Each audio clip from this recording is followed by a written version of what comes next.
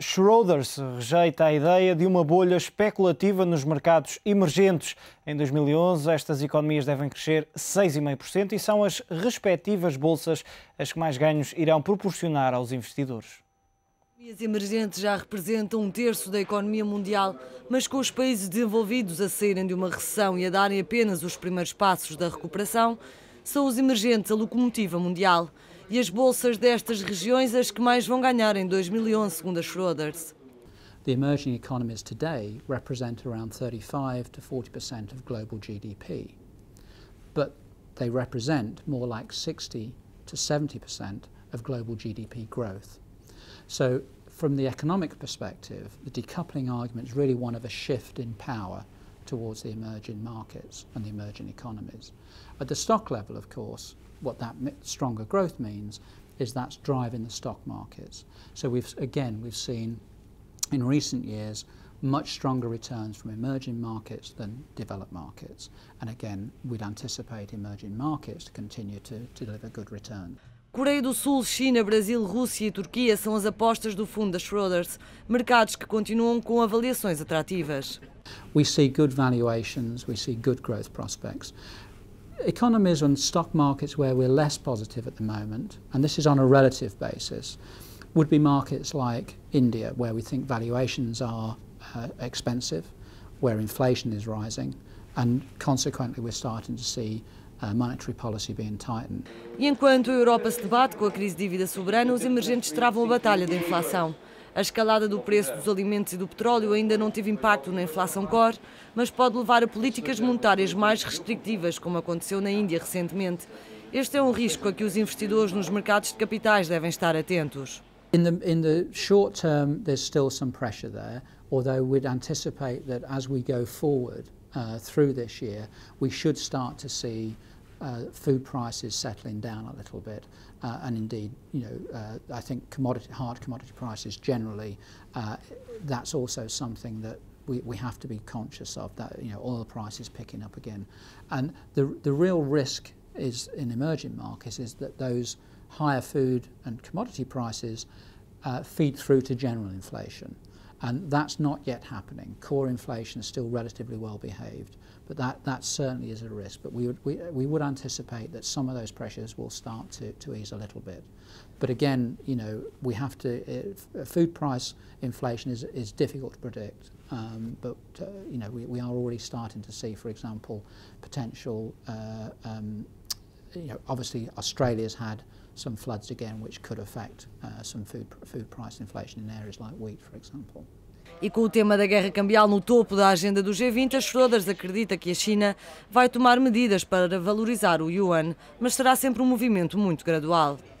In terms of the US policy, with the quantitative easing and the very loose policy we're seeing in the US, that's creating downward pressure on the dollar. So I think you will see appreciation of the yuan, but it will be gradual and it will be part of a long-term process that the Chinese authorities are putting in place to help rebalance their economy and shift it more towards the household sector.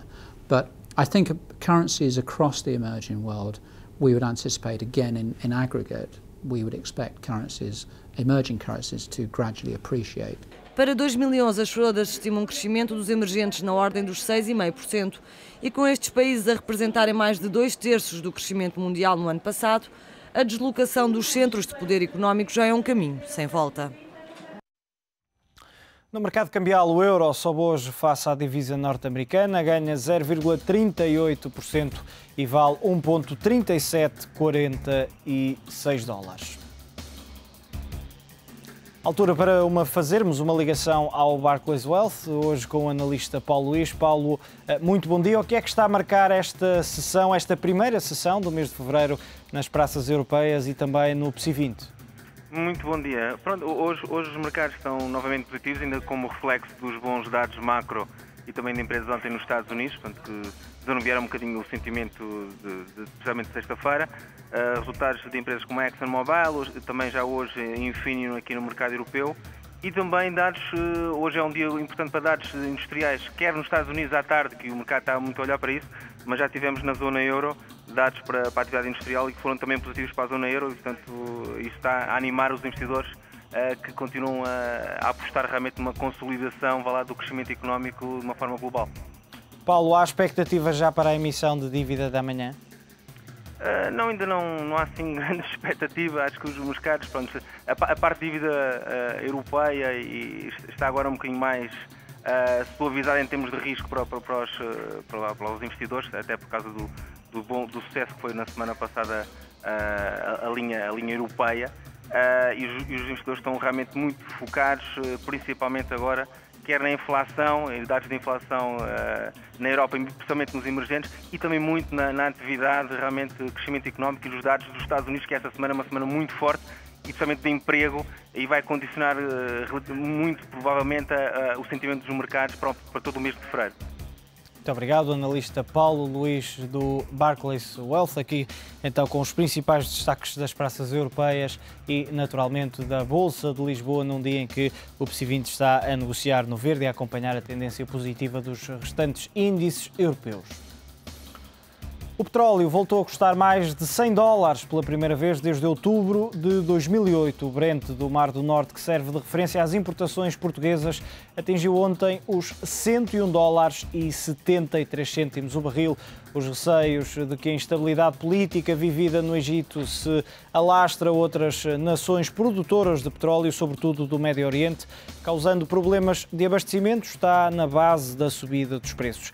Depois de máximos de ontem, o Brent está hoje em queda para os $100,55. Já o crudo negociado em Nova Iorque também passou ontem para um valor recorde de $92,84. Hoje também a aliviar para os $91,76 o barril. Recordo que, apesar deste alívio recente, tanto o barril de crudo como o barril de Brent estão ainda em níveis considerados elevados e, no caso do Brent, que serve de referência para as importações na Europa e também para Portugal, está ainda na casa dos $100. Olhamos agora para a agenda de amanhã, quarta-feira. O IGCP realiza uma dupla emissão de bilhetes do Tesouro com montante indicativo entre os 1.000 e os 1.250 milhões de euros. Destaca ainda para várias apresentações de resultados, por cá o BCP, em Espanha o BBVA e também nos Estados Unidos a Visa. Já na zona euro é conhecido o índice de preços no produtor no último mês de 2010. A informação do mundo económico e financeiro está de regresso amanhã. Até lá, já sabe, tenha um ótimo resto de dia.